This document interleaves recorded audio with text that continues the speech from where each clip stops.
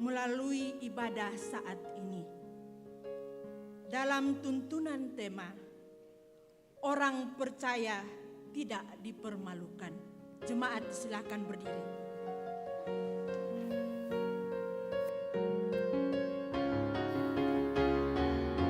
Ini hari Minggu, hari Tuhan yang kudus.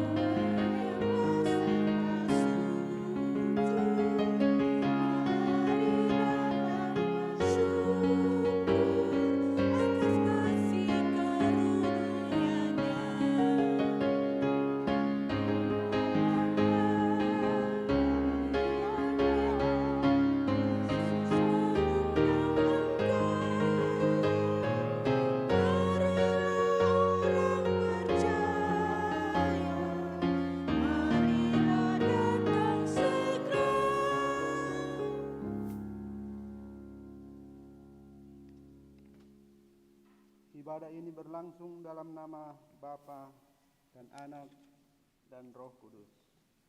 Amin. Kepada kamu sekalian yang dikasihi Allah, yang dipanggil dan dikuduskan, kasih karunia menyertai kamu, dan damai sejahtera dari Allah Bapa kita dan dari Tuhan Yesus Kristus menyertaimu. Kasih karunia dan damai sejahteranya menyertaimu juga. Silakan duduk.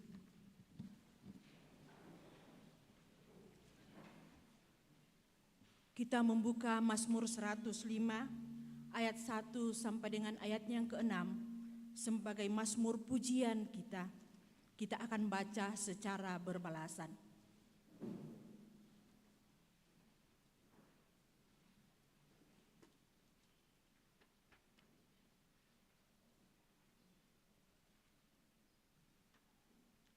Puji-pujian atas segala perbuatan Allah di masa lampau.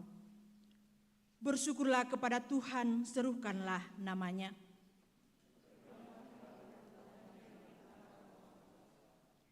Bernyanyilah baginya, bermazmurlah baginya.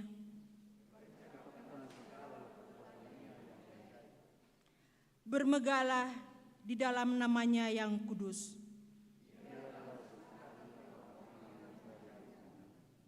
Carilah Tuhan dan kekuatannya. Ingatlah perbuatan-perbuatan ajaib yang dilakukannya.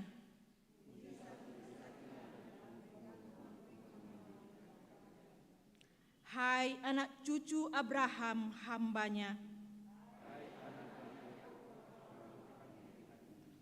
Amin.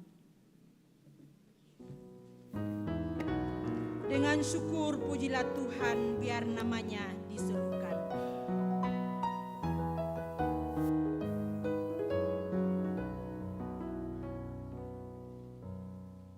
Dengan syukur pujilah Tuhan, biar namanya diserukan. Maklumkan perbuatannya,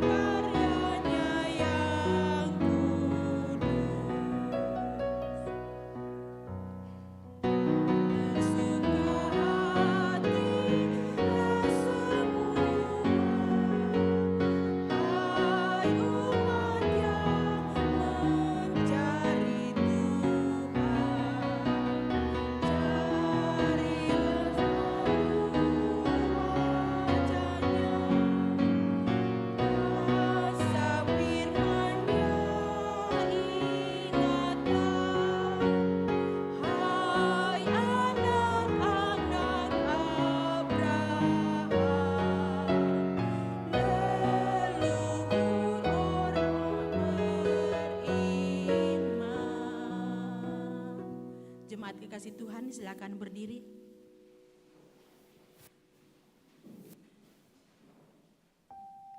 Dan inilah perintahnya itu, supaya kita percaya akan nama Yesus Kristus, Anaknya, dan supaya kita saling mengasihi sesuai dengan perintah yang diberikan Kristus kepada kita.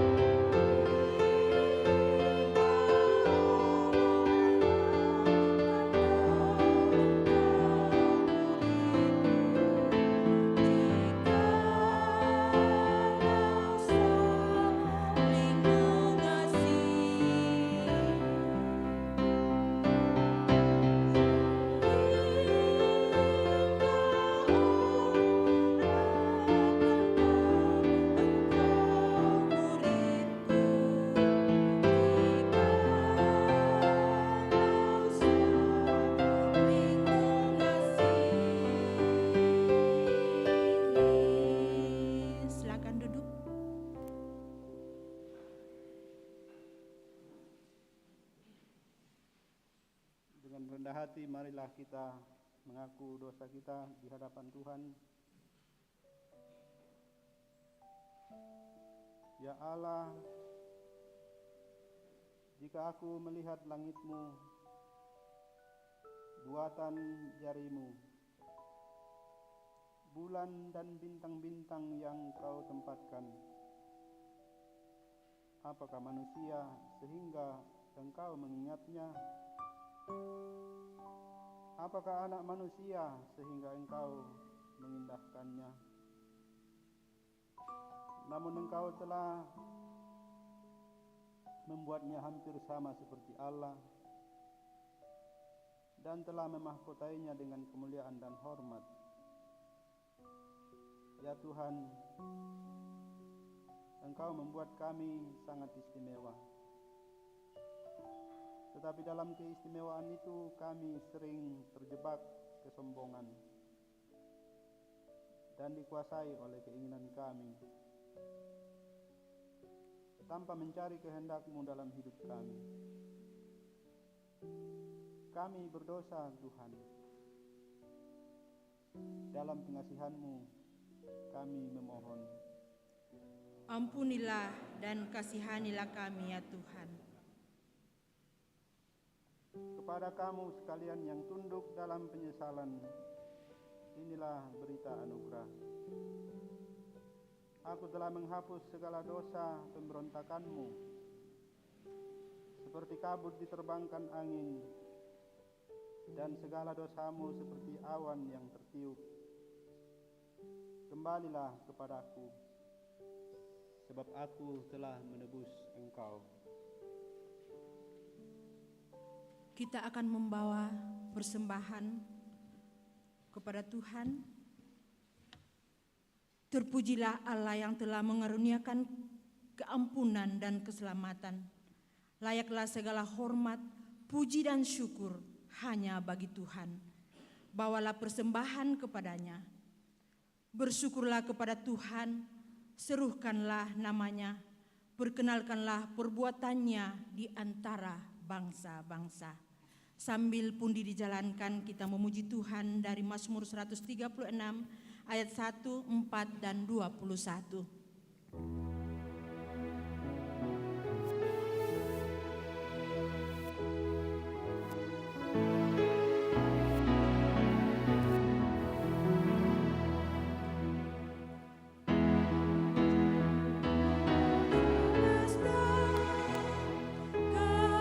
Karena kebajikan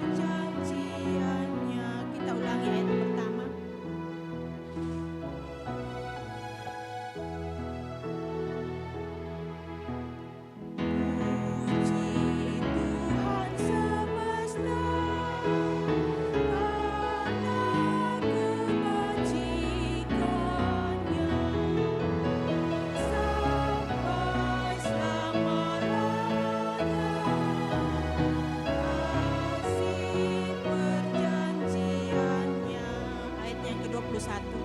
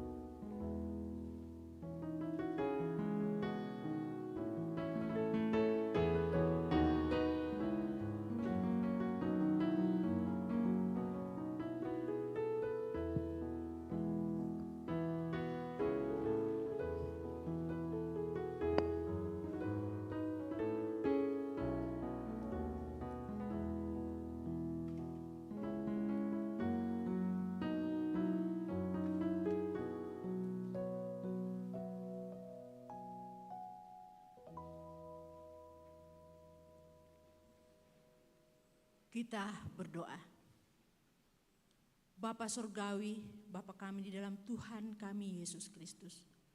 Syukur ya Tuhan, kami panjatkan ke hadapan hadirat-Mu yang kudus atas kasih setia-Mu Tuhan yang senantiasa kami rasakan di dalam kehidupan kami. Kami telah diantar dari rumah kami masing-masing ya Bapa, dan kami telah tiba di rumah-Mu yang kudus, bahkan kami telah membawa ungkapan syukur kami kepadamu Bapa. Kami mohon Tuhan, semoga ungkapan syukur kami ini ya Bapa akan berbau harum di hadapan hadirat-Mu Tuhan. Dan berkat-Mu yang kami telah berikannya Bapa akan kami pakai di dalam pemberitaan firman-Mu Tuhan. Dan kami mohon Tuhan berkati juga jemaat-Mu yang Engkau telah pakai untuk mengelola segala berkat yang Tuhan telah anugerahkan kepada kami. Semoga di dalam mengelola berkat-Mu ini Tuhan, mereka senantiasa bertanggung jawab Tuhan, dan mereka senantiasa takut kepadamu Bapa. Semoga berkat-Mu ini dapat terrealisasi dengan baik ya Tuhan, demi untuk kemuliaan nama-Mu Bapa. Bapa dalam surga yang masih ada pada kami ya Tuhan, dan yang akan kami cari Tuhan, kami mohon Tuhan senantiasa memberkati kami. Semoga kami dapat mencari berkat-Mu dengan baik ya Bapa, seturut dengan kehendak-Mu Tuhan. Dan Tuhan senantiasa mengajar kami untuk senantiasa mempercukupkannya di dalam kehidupan kami Tuhan. Bapa dalam sorga, ampuni salah dan dosa kami Tuhan. Sempurnakanlah ungkapan syukur kami ini ya Bapa, yang kami bawa di dalam anak-Mu Yesus Kristus, Juru Selamat kami yang hidup. Kami datang kepadamu. Amin. Kudengar berkat-Mu turun ke Kidung Jemaat 235 ayat yang ke-6.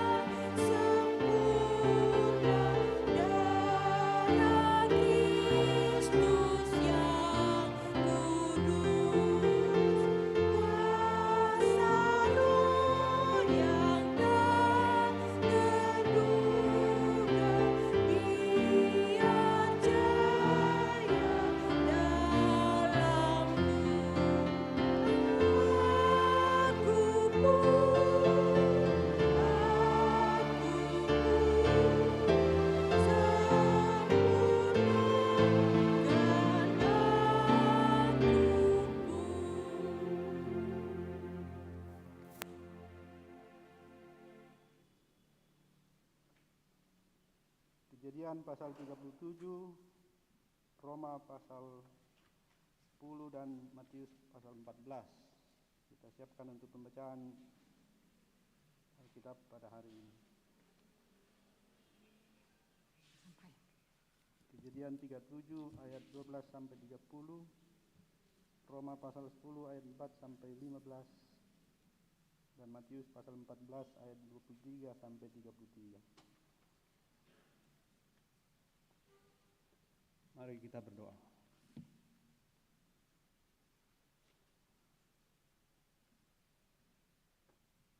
Roh Kudus kiranya hadir menyertai kami. Ketika kami sungguh telah sedia untuk mendengarkan firman Tuhan. Karena kami tahu baik hamba-Mu yang akan menguraikannya dalam khotbah, maupun umat-Mu sekalian yang akan mendengarkan, kami semua sungguh tak mampu. Kiranya dengan mendengarkan firman-Mu ini, dalam tuntunan dan kuasa Roh Tuhan sendiri, kami sungguh menikmati kebahagiaan sebagai anak-anak Tuhan. Demi nama Tuhan Yesus kami berdoa. Amin. Pembacaan yang pertama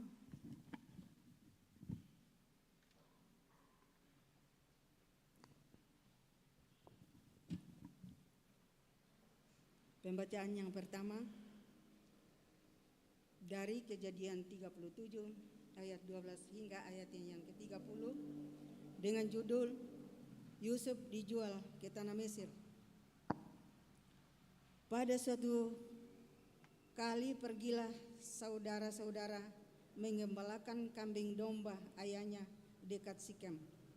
Lalu Israel berkata kepada Yusuf, "Bukankah saudara-saudaramu mengembalakan kambing domba dekat Sikem?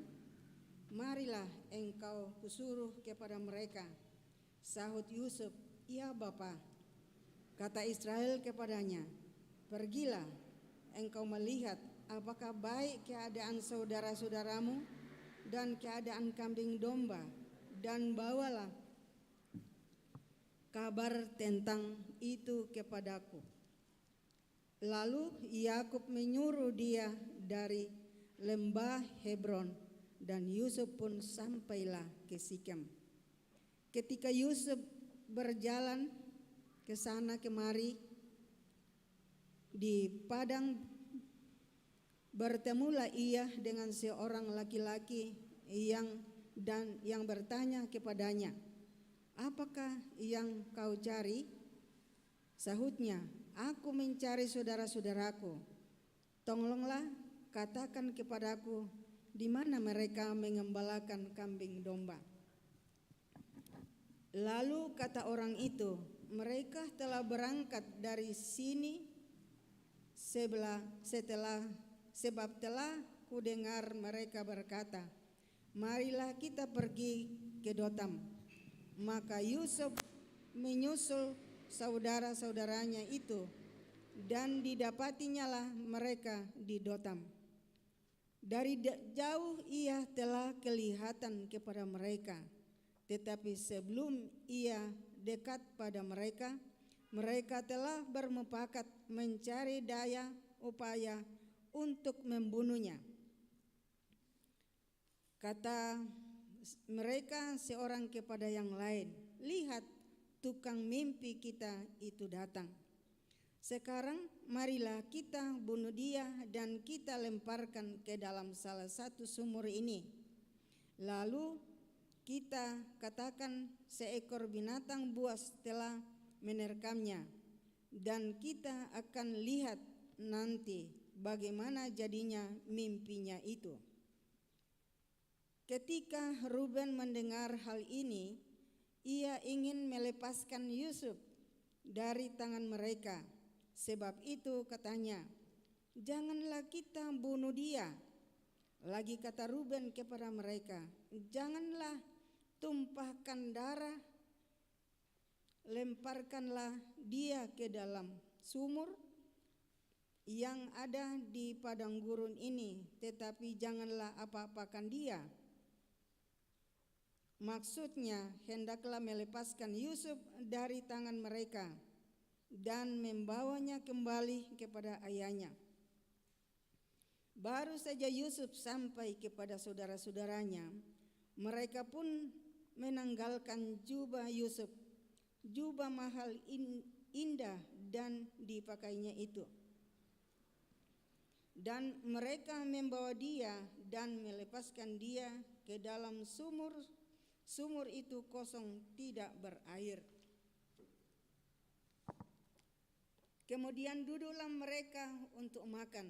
Ketika mereka mengangkat muka, kelihatanlah kepada mereka suara kafilah orang Ismail datang dari Gibeal dengan untanya yang membawa damar, balsam, dan damar ladan.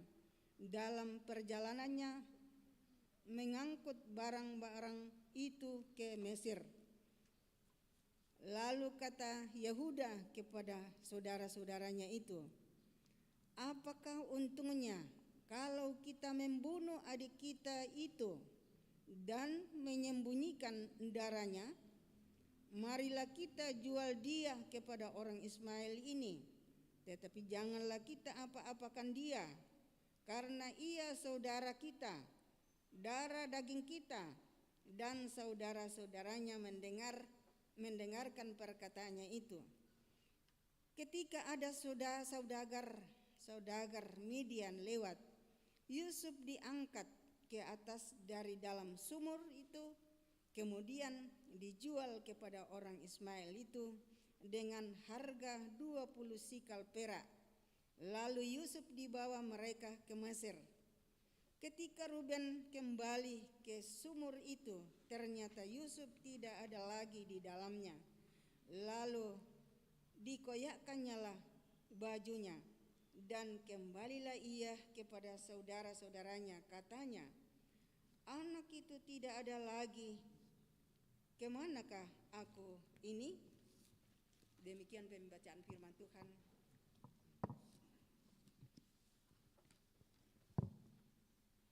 Pembacaan firman Tuhan yang kedua dari Roma 14 ayat 4 sampai 15.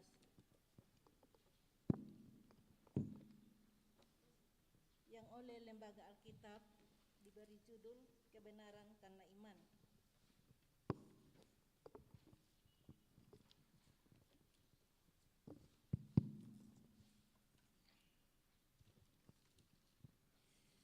Sebab Kristus adalah kegenapan hukum Taurat, sehingga kebenaran diperoleh tiap-tiap orang yang percaya. Sebab Musa menulis tentang kebenaran karena hukum Taurat. Orang yang melakukannya akan hidup karenanya. Tetapi kebenaran karena iman berkata demikian, jangan katakan di dalam hatimu, siapakah akan naik ke sorga? Yaitu untuk membawa Yesus turun. Atau siapakah akan turun ke jurang maut? Yaitu untuk membawa Kristus naik dari antara orang mati. Tetapi apakah katanya? Ini firman itu dekat kepadamu, yakni di dalam mulutmu dan di dalam hatimu. Inilah firman iman yang kami beritakan. Sebab jika kamu mengaku dengan mulutmu bahwa Yesus adalah Tuhan dan percaya dalam hatimu bahwa Allah telah membangkitkan dia dari antara orang mati, maka kamu akan diselamatkan. Karena dengan hati orang percaya dan dibenarkan, dan dengan mulut orang mengaku dan diselamatkan. Karena kitab suci berkata, barang siapa yang percaya kepada dia tidak akan dipermalukan. Sebab tidak ada perbedaan antara orang Yahudi dan orang Yunani. Karena Allah yang satu itu adalah Tuhan dari semua orang, kaya bagi semua orang yang berseru kepadanya. Sebab barang siapa yang berseru kepada nama Tuhan akan diselamatkan. Tetapi bagaimana mereka dapat berseru kepadanya jika mereka tidak percaya kepada Dia? Bagaimana mereka dapat percaya kepada Dia jika mereka tidak mendengar Dia? Bagaimana mereka mendengar tentang Dia jika tidak ada yang memberitakannya? Dan bagaimana mereka dapat memberitakannya jika mereka tidak diutus? Seperti ada tertulis, betapa indahnya kedatangan mereka yang membawa kabar baik. Amin.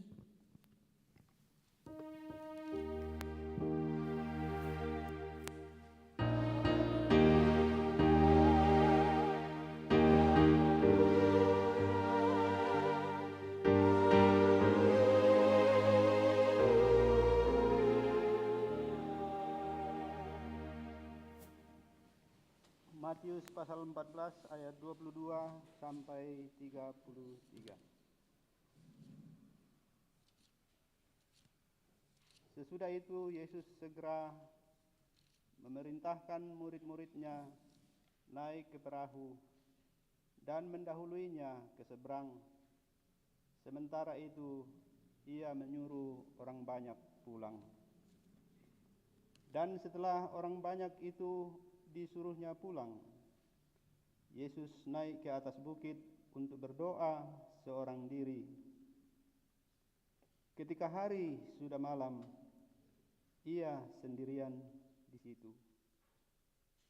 Perahu murid-muridnya sudah beberapa mil jauhnya dari pantai dan diombang-ambingkan gelombang karena angin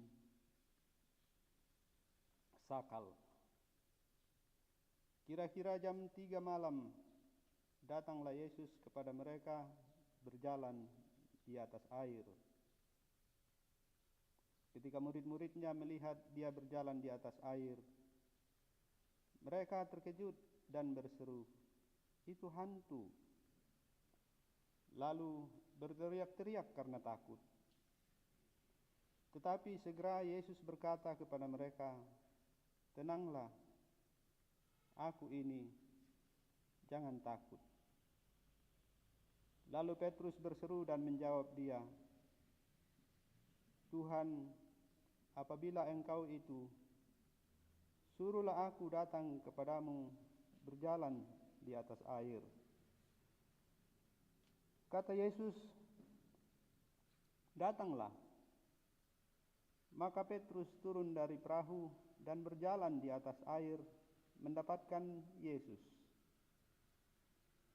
Tetapi ketika dirasanya tiupan angin, takutlah ia dan mulai tenggelam, lalu berteriak, "Tuhan, tolonglah aku."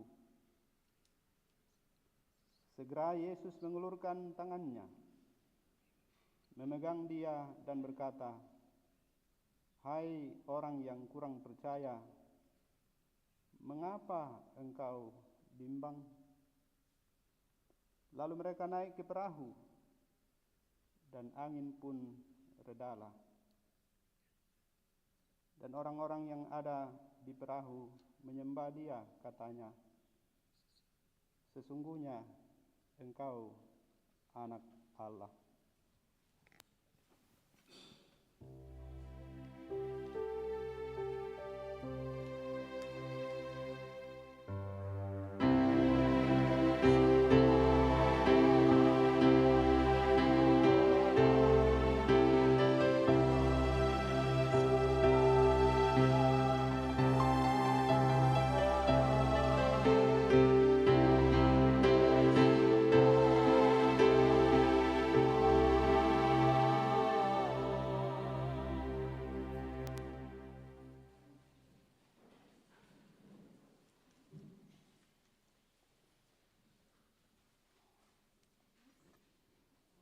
Jika ada Bapak Ibu sekalian pada minggu lalu ikut dalam ibadah atau penyelahan Alkitab seperti yang dilakukan juga secara live melalui TS Channel, di sana percakapan kami cukup panjang berdiskusi mengenai apa maksud Paulus dengan kata-katanya dalam pasal 9 ayat 1 sampai 3. Saya baca dulu. Di pasal 9 ayat 1 sampai 3 Paulus mengatakan, "Aku mengatakan kebenaran dalam Kristus. Aku tidak berdusta. Suara hatiku turut bersaksi dalam Roh Kudus bahwa aku sangat berduka cita dan selalu bersedih hati. Bahkan aku mau terkutuk dan terpisah dari Kristus demi saudara-saudaraku, kaum sebangsaku secara jasmani." Itu memang kata-kata yang bisa sedikit membingungkan ya. Bagaimana Paulus sebagai seorang rasul begitu berduka dan bersusah hati, bahkan sampai mengatakan sedia untuk terpisah dari Kristus, sedia untuk hancur, sedia untuk tak berarti. Untuk apa? Untuk kaum sebangsanya yang sangat ia sayangkan, yang sangat ia sayangi. Ungkapan-ungkapan itu menggambarkan betapa sedih dan berdukanya Paulus karena orang Israel, kaum sebangsanya, tidak percaya kepada Kristus. Jadi kena bastoraya nakua ko mau pak mau aku teh belan nama patongan pak masus saliku saaring itu belan na ya temei sang rara sang abukungku tak nama patongan. Saya sudah bahagia bahwa saya menerima Kristus, tapi amat sedih dan berduka, bahkan ingin hancur rasanya karena kaum sebangsaku sendiri tidak percaya.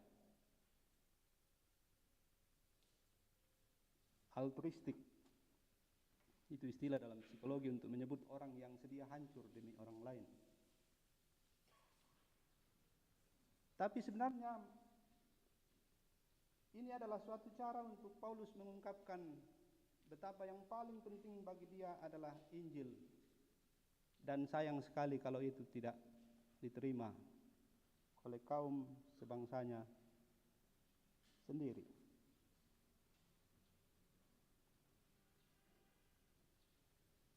Tidak berat bagi Paulus hidup dan tersiksa dalam penjara.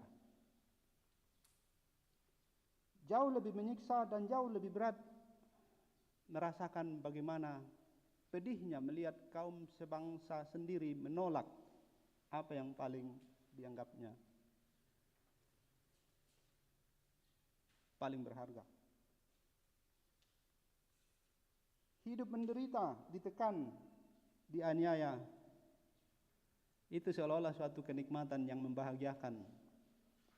Tapi yang amat menyedihkan, yang amat menduka citakan ialah bahwa saya memperoleh sesuatu yang paling berharga, tapi saudaraku sendiri tidak menerimanya.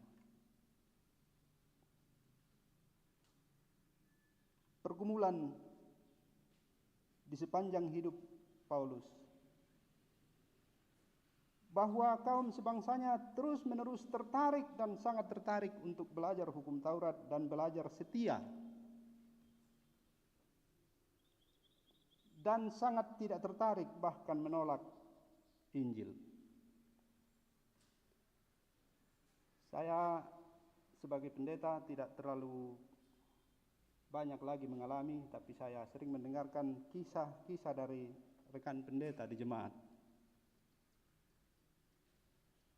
menceritakan bagaimana sedihnya merasakan dan ikut melihat, menyaksikan orang-orang begitu gandrung terhadap hal-hal yang dikejarnya di dalam dunia, tapi cenderung sinis terhadap pemberitaan firman. Sedih menyaksikan orang begitu tertarik ke sana kemari mengejar ini dan itu, dan kurang tertarik terhadap Injil. Sekali lagi itulah pergumulan Paulus. Kaum sebangsanya sendiri bukan hanya tidak tertarik, tetapi malah mentertawakan Paulus. Seolah-olah kepada Paulus dikatakan, apakah kau yang naik ke surga, Paulus? Lalu bawa Yesus turun, sehingga kau begitu yakin dan meninggalkan apa yang sudah lama kau pelajari, termasuk berguru sampai kepada Gamaliel. Apa yang merasukimu, Paulus? Mengapa engkau begitu tega mengatakan kaum sebangsamu sudah sesat?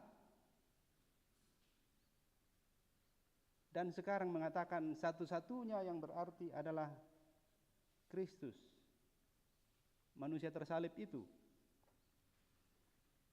Ini konflik wacana, konflik batin antara Paulus dan kaum sebangsanya. Apa yang membuatmu begitu? Musuh sior atau Paulu? Di bahasa Terai. Mu pasusior akan tu sangarara sangat hukummu. Mengapa engkau begitu, Paulus, terhadap kaum sebangsamu, saudara sedagingmu? Apa yang terjadi dengan engkau yang sudah begitu lama berguru kepada Gamaliel, mempelajari dan mendalami Taurat?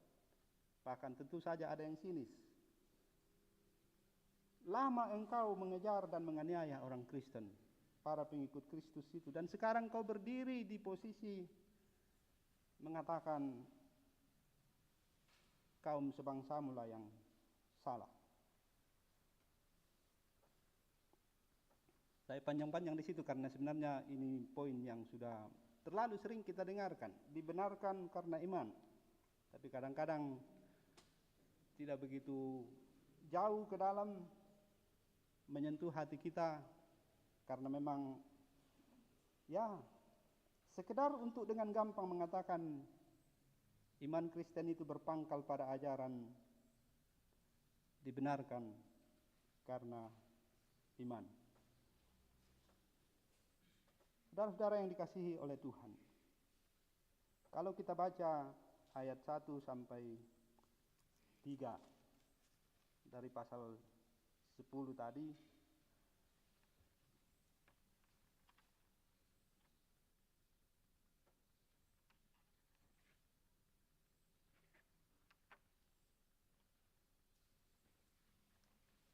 di sana Paulus menunjuk dengan jelas apakah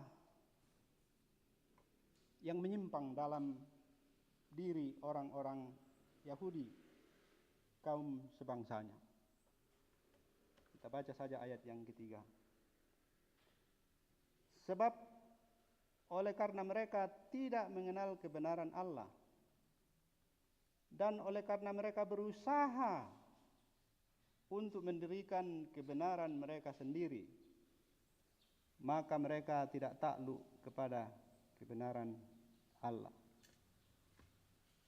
Begitu Paulus menunjuk dirinya ketika belum bertobat, dan sekarang menunjuk kepada kaum sebangsanya yang masih bertahan pada posisi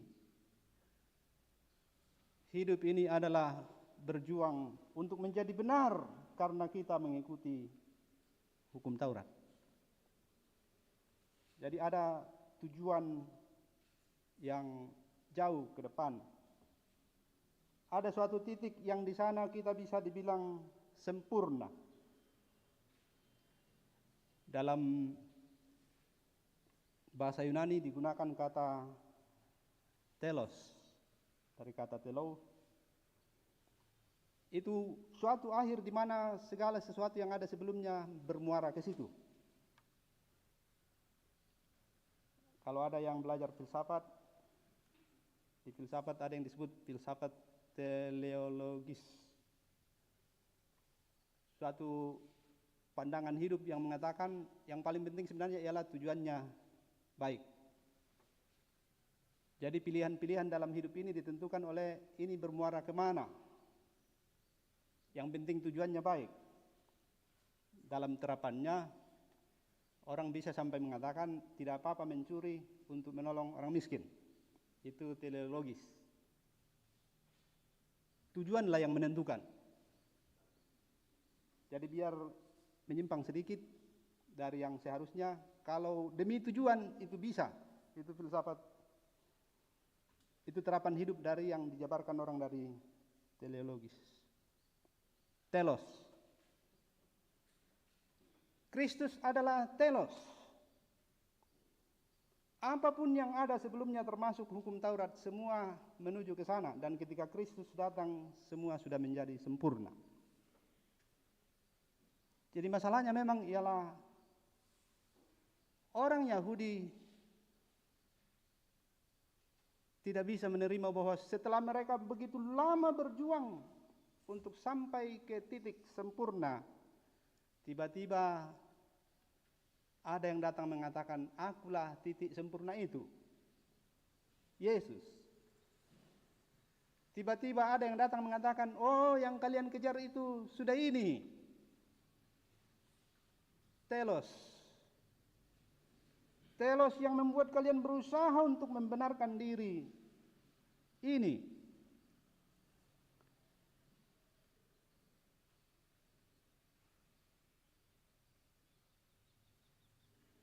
Dari mana kau dapat itu, Paulus?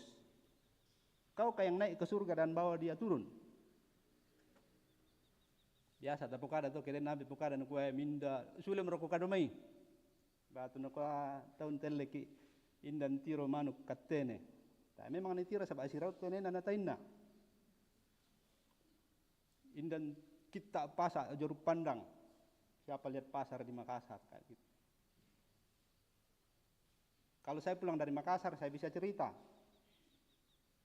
Tapi Paulus, kau yang naik ke surga dan bawa Yesus turun, lalu berani-beraninya kau datang mengatakan, hai kaum sebangsaku, yang kau kejar-kejar itu sudah ini.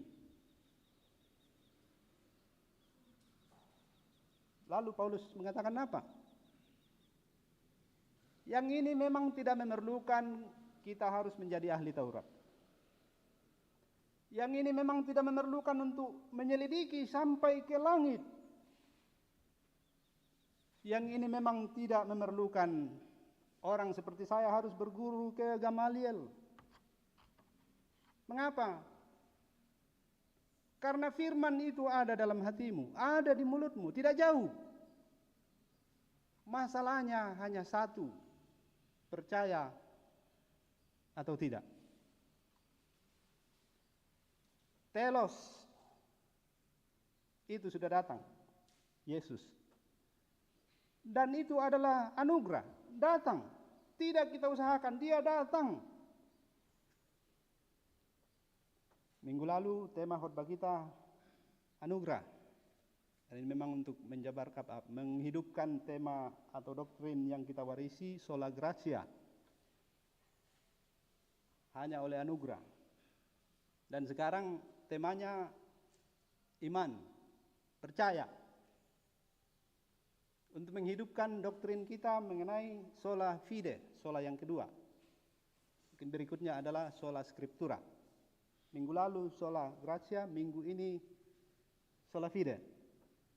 Hanya oleh iman. Ini tidak memerlukan usahamu untuk menjadi ahli Taurat yang kemudian cenderung menjadi sombong. Ini tidak memerlukan usahamu untuk mengejar yang sempurna. Ini anugerah yang hanya membutuhkan satu, percaya. Percaya dengan hati dan mengaku dengan mulut. Bapak Ibu sekalian, mungkin tahu asal kata profesional itu dari kata profetus. Profetus itu adalah sebutan kepada orang yang berani berdiri di depan umum mengaku imannya. Dan itu adalah puncak pada masa-masa gereja mula-mula ketika orang berani berdiri di depan umum mengakui imannya menjadi profetus. Sudah nyata itu iman di dalam hati. Jadi kalau sudah Tidak seperti yang kita bayangkan bahwa saya percaya pada Yesus lalu di sini berdiri menyebut atau mengungkapkan 12 pengakuan iman rasuli.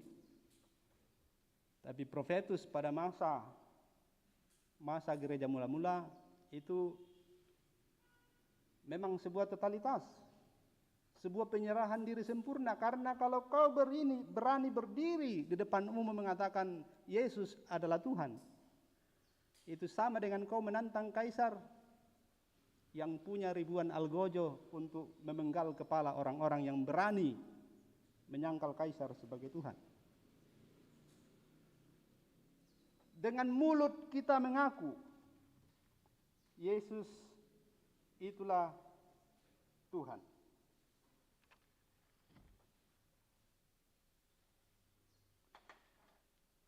Dia membawa silau.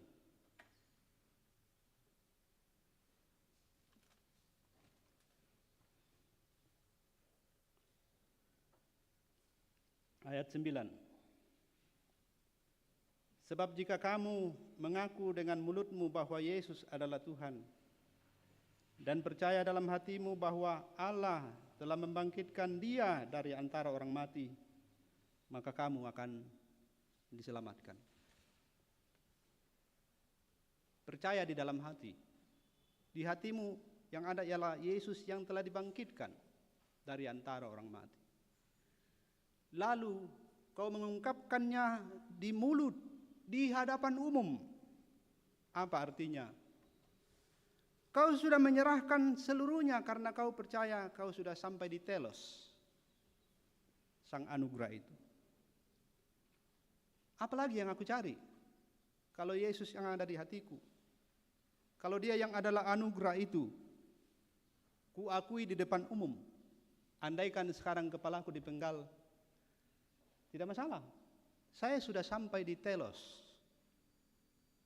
Saya sudah sampai di titik sempurna. Apa artinya itu bagi hidup kita di zaman yang tidak ada potong-potong kepala seperti pada masa gereja mula-mula?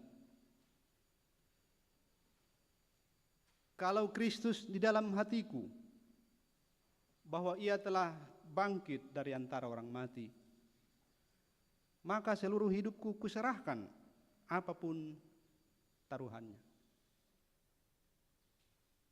Kalau taruhannya bukan pedang, lalu apakah sebenarnya resiko-resiko bagi orang Kristen di masa ini ketika dia sungguh-sungguh sudah mengaminkan Yesus adalah telos? Hari-hari terakhir saya cukup sering mendengar ada diskusi yang cukup serius di antara para teolog, termasuk pendeta-pendeta gereja Toraja yang berminat sungguh pada pendalaman teologi. Mulai bertanya-tanya mengenai kristosentris. Mulai menggugat-gugat soal ajaran gereja Toraja yang berpusat pada Kristus.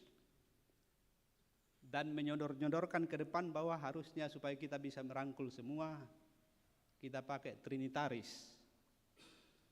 Saya bingung-bingung saja karena menurut saya tidak pernah berbicara Kristus di luar konsep Trinitas. Saya belum pernah merasa bahwa pengakuan saya yang berpusat pada Kristus bertentangan dengan keyakinan saya tentang Allah Tritunggal.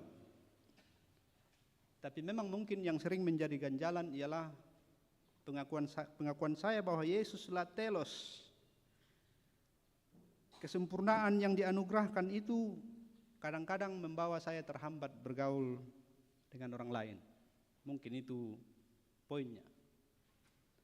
Tapi sebenarnya kalau kita ikut nafas dari pemberitaan Injil, di ayat terakhir pembacaan kita tadi dikatakan,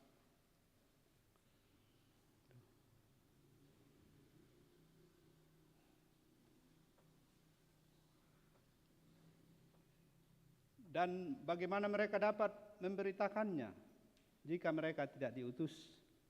Seperti ada tertulis, betapa indahnya kedatangan mereka yang membawa kabar baik.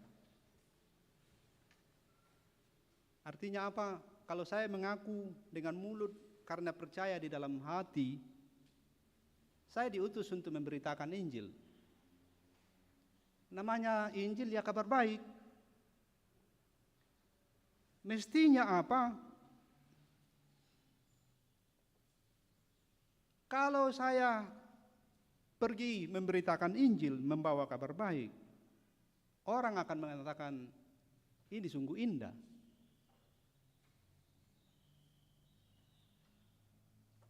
Apa yang sering menjadi masalah sebenarnya justru karena saya bukan pemberita Injil.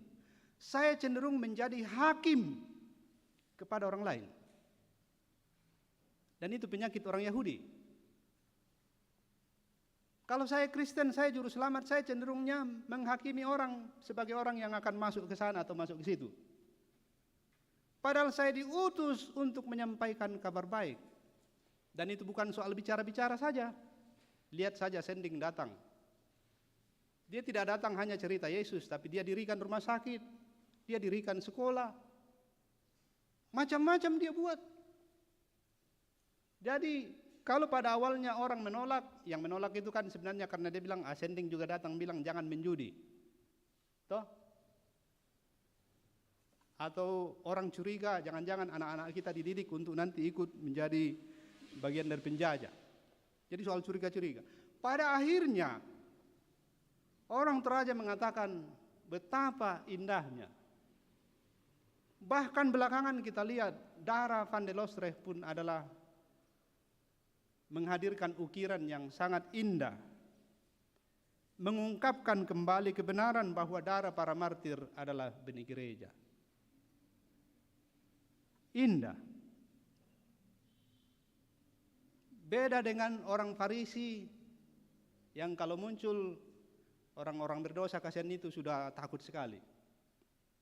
Takut ditunjuk. Kau miskin gara-gara kau memang tukang zina. Kau begini dan begitu karena kau memang begini dan begitu. Jadi kedatangan orang-orang yang membenarkan diri, orang yang mengejar kesempurnaan, itu menakutkan bagi para pendosa. Tapi kedatangan Yesus yang membawa kabar baik mengangkat semangat orang-orang yang terpojok itu. Kalau aku diutus memberitakan kabar baik, sekarang pertanyaannya ialah, apakah aku sungguh adalah pembawa kabar baik? Atau apakah aku juga adalah orang-orang yang sudah sedemikian rupa berusaha dan menjadi merasa pantas untuk menghakimi orang lain, menunjuk-nunjuk kesalahan sesama? Saya cukup sering merasa bahwa banyak masalah di gereja kita adalah masalah yang tidak substansial, tapi masalah yang terkait dengan yang bahasa Toraja TEG. Masalah yang terkait dengan siapa benar, siapa baik. Padahal itu bukan panggilan kita. Orang Kristen tidak dipanggil untuk bersaing siapa terbaik, siapa benar. Orang Kristen yang menerima anugerah dengan iman itu terpanggil untuk memberitakan kabar baik, membawa kebaikan bagi semua. Semoga saudara dan saya menjadi orang-orang yang ketika mengaminkan anugerah Allah itu sungguh menjawab dengan iman. Dan ternyata iman bukanlah seperti yang diharapkan oleh Petrus, nyata dalam tanda-tanda mujizat. Tapi iman adalah ketika dalam kejatuhan saya juga berteriak, tolonglah aku. Tolonglah aku Tuhan, supaya aku sungguh-sungguh punya hati yang percaya dan mulut yang berani untuk mengaku Yesus di depan umum. Berani mengaku di depan umum itu membuat kita secara total dan seluruh hidup kita diperjuangkan, diarahkan untuk sesuai dengan panggilan Kristus. Saya sudah lihat beberapa warung atau restoran di Toraja yang dalam rangka profesionalisme itu menempatkan dapur di depan. Beda itu kalau dapur ditaruh di depan dengan kalau disimpan di belakang. Ini suatu cara untuk mengatakan bahwa kami bekerja profesional, profetus. Diperlihatkan di umum bahwa begini caranya dimasak, tidak ada kotoran. Jadi tidak akan ada yang curiga bahwa jangan sampai bakso ini enak karena ada celana dalam kotor ditaruh di kuahnya. Karena di depan umum, saya dengan hati yang merdeka karena percaya, berani tampil sebagai murid Kristus kapanpun dan dimanapun, bagaimanapun situasinya. Tuhan dimuliakan. Amin.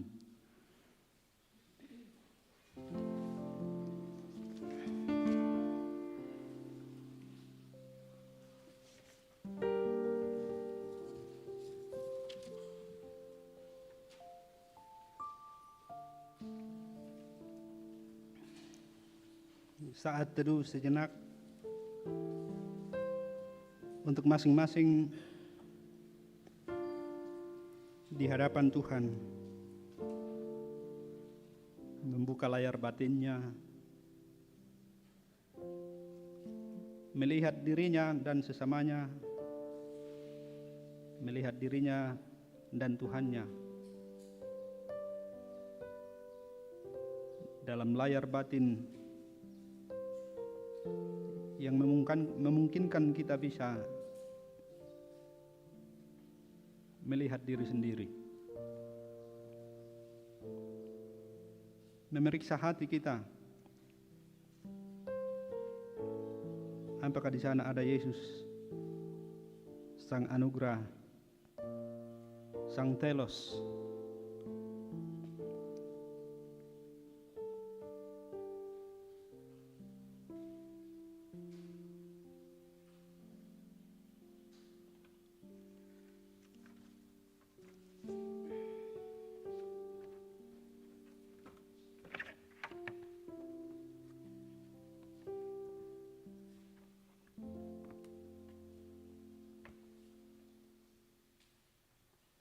Bapak Ibu sekalian, saudara-saudara yang dikasihi Tuhan, minggu depan akan diadakan perjamuan kudus, dan hari ini kita mendengarkan sebagian dari naskah liturgis untuk menuntun persiapan di minggu yang akan datang.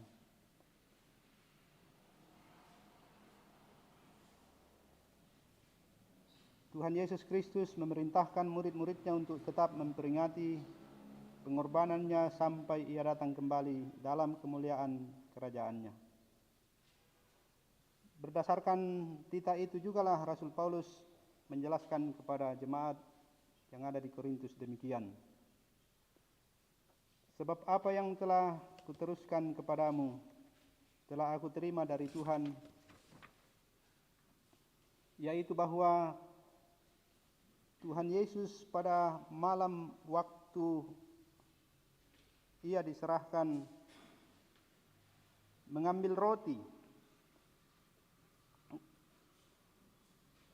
dan sesudah itu ia mengucap syukur atasnya. Ia memecahkannya dan berkata, inilah tubuhku yang diserahkan bagi kamu. Perbuatlah ini menjadi peringatan akan aku. Demikian juga ia mengambil cawan sesudah makan lalu berkata, cawan ini adalah perjanjian baru yang dimeteraikan oleh darahku.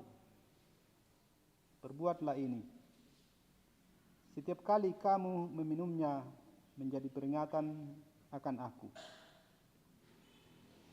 Titah Tuhan Yesus itu yang telah dijelaskan oleh Rasul Paulus kepada jemaat di Korintus ditujukan kepada semua orang percaya di segala tempat dan waktu. Untuk itu kita juga dipanggil melaksanakan perjamuan kudus. Untuk turut mengambil bagian dalam perjamuan kudus, hendaklah kita masing-masing berbuat demikian. Pertama, menyadari dan mengaku dengan sungguh-sungguh dosa kita di hadapan Allah lalu menyerahkan diri kepadanya dan mengharapkan kelepasan di dalam Tuhan Yesus Kristus. Kedua meyakini dan percaya dengan sungguh bahwa Allah telah mengampuni dosa kita melalui sengsara dan kematian Tuhan Yesus. Ketiga, bersedia meninggalkan kepercayaan yang sia-sia dan segala perilaku yang melawan kehendak Allah, lalu dengan sungguh mempersembahkan diri sebagai persembahan yang hidup, yang kudus dan yang berkenan kepada Allah. Sebaliknya, saudara-saudara yang tidak mau berbuat demikian, kehadirannya mengambil bagian pada meja perjamuan Tuhan hanyalah merupakan perbuatan yang sia-sia. Firman Tuhan mengatakan, jadi barang siapa dengan cara yang tidak layak makan roti atau minum cawan Tuhan, ia berdosa terhadap tubuh dan darah Tuhan. Karena itu, hendaklah tiap-tiap orang menguji dirinya sendiri dan baru sesudah itu ia makan roti dan minum anggur dari cawan itu. Karena barang siapa makan dan minum tanpa mengakui tubuh Tuhan, ia mendatangkan hukuman atas dirinya.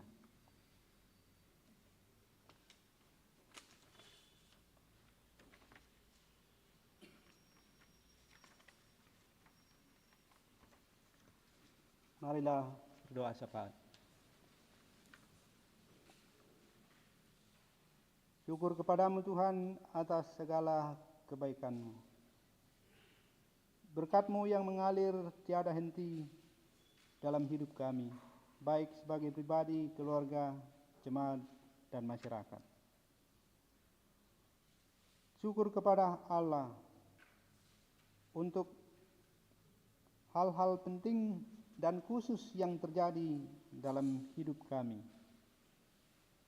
Ketika kami menyebutnya di dalam doa ini dengan penuh syukur, kami tahu Tuhan sungguh mengetahui isi terdalam dari hati kami dan semua naik menjadi doa kami kepadamu.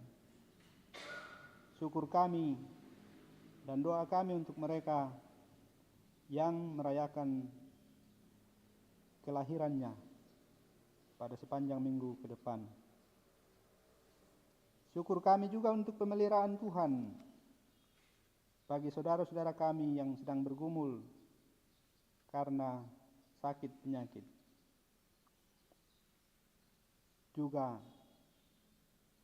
saudara-saudara kami yang mengalami hidup begitu berat, hidup terbeban bahkan ditimpa duka karena kepergian orang-orang yang dikasihi. Kami berdoa, Tuhan menopang mereka semua, menguatkan dan terus memeliharanya. Kami berdoa untuk umat Tuhan yang sedang dalam masa-masa sulit, terutama oleh karena penderitaan yang diakibatkan oleh bencana, seperti derita dari saudara-saudara kami yang sudah beberapa waktu lamanya harus hidup di pengungsian karena bencana alam di beberapa tempat di Kabupaten Luwu Utara.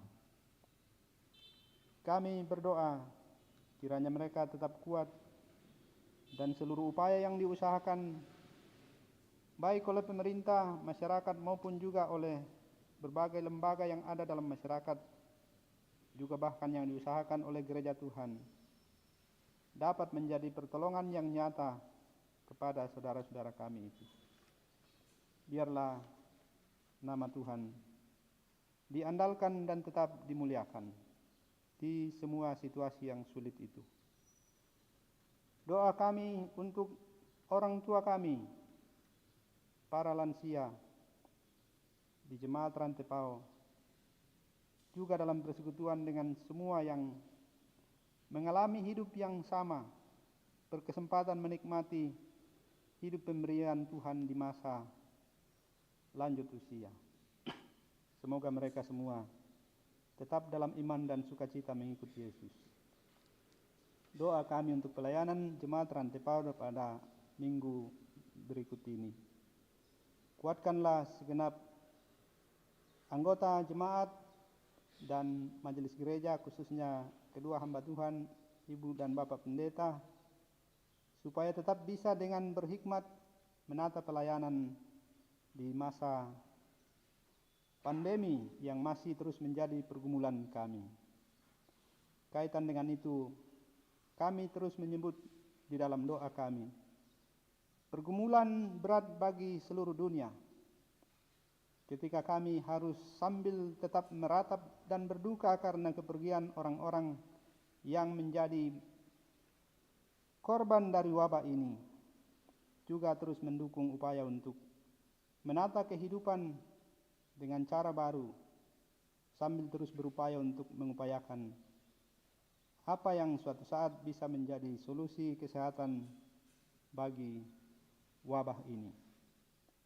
Doa kami untuk persiapan pelaksanaan perjamuan kudus pada hari Minggu tanggal 16 Agustus. Doa kami untuk rencana ibadah penghiburan dalam rangka pemindahan jenazah almarhum Ludia Bua ke Buangin, Buntau. Doa kami secara khusus untuk berbagai bentuk usaha dan pekerjaan profesi yang ditekuni oleh anak-anak Tuhan di jemaat ini. Bukan hanya sekedar untuk berusaha dalam rangka hidup yang lebih baik, tapi juga sekaligus menjadi wadah untuk kami menunaikan tugas panggilan mengikut Tuhan, bersaksi membawa kabar baik, melayani sesama kami, menghadirkan Kristus yang ada dalam hati kami dan yang kami akui melalui pengakuan iman yang terucap di mulut kami. Tuhan, kami terus berdoa untuk usaha dan rencana pembangunan gedung Gereja Toraja Jemaat Rantai Pau. Doa kami untuk pemerintah dan untuk semua lembaga yang mengusahakan kebaikan bagi orang banyak. Doa kami untuk pergumulan Gereja Toraja di masa-masa ini sedang sibuk untuk sidang klasis dan mempersiapkan sidang sinode wilayah. Bahkan juga dalam semangat mempersiapkan pelaksanaan sidang sinodiam yang akan berlangsung pada bulan Juli tahun depan. Pekerjaan-pekerjaan besar ini membutuhkan perhatian kami semua, dan kami percaya Tuhan hadir serta menolong kami. Inilah doa kami, Tuhan. Kami bawa kepadamu di dalam Tuhan Yesus Kristus Juru Selamat kami, yang mengajar kami berdoa demikian. Bapa kami yang di surga, dikuduskanlah namamu, datanglah kerajaanmu, jadilah kehendakmu di bumi seperti di surga.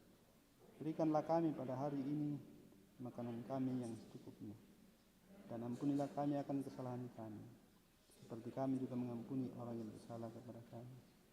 Dan janganlah membawa kami ke dalam pencobaan, tetapi lepaskanlah kami daripada yang jahat, karena Engkau yang mempunyai kerajaan dan kuasa dan kemuliaan sampai selama-lamanya. Amin.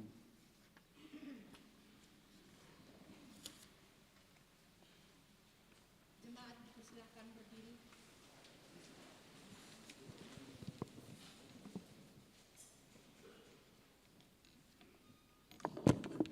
Dengarkanlah petunjuk hidup baru.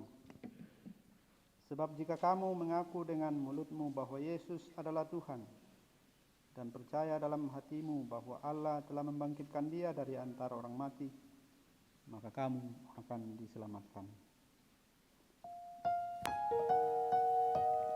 Kasih surgawi sumber selamat.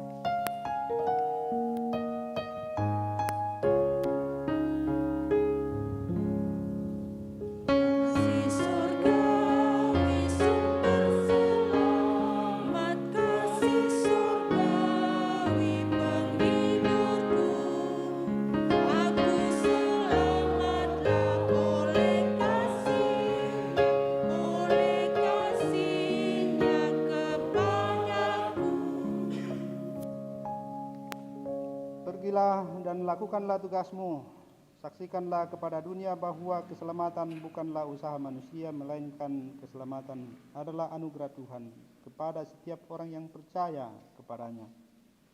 Kasih-Nya menuntun saudara-saudara, dan saudara tidak akan dipermalukan. Tuhan memberkati engkau dan melindungi engkau. Tuhan menyinari engkau dengan wajah-Nya dan memberi engkau kasih karunia. Tuhan menghadapkan wajah-Nya kepadamu dan memberi engkau damai sejahtera. Amin. Di dalam Tuhan saja harapanku, sebab di tangan-Nya sejahtera.